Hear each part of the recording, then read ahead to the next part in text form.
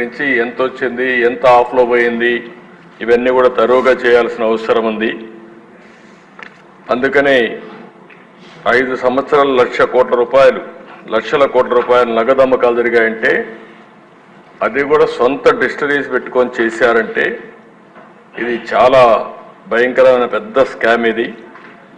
ఇవన్నీ కూడా మనం చూసినప్పుడు నాన్ డ్యూటీ పెయిడ్ లిక్కర్ ఎంత పోయింది అవన్నీ ఉన్నాయి. ఫైనల్గా వాస్తవాలన్నీ బయట రావాలి. అందుకనే ఈ ప్రభుత్వం దీన్ని సిబిసిఐడి ఎంక్వైరీకి ఇస్తూ అదే సమయంలో దీని అవసరమైతే ఈడీ సపోర్ట్ కూడా తీసుకోవడానికి పెద్ద ఎత్తున క్యాష్ ట్రాన్సాక్షన్ జరిగాయి కాబట్టి వారికి కూడా రెఫర్ చేస్తాం.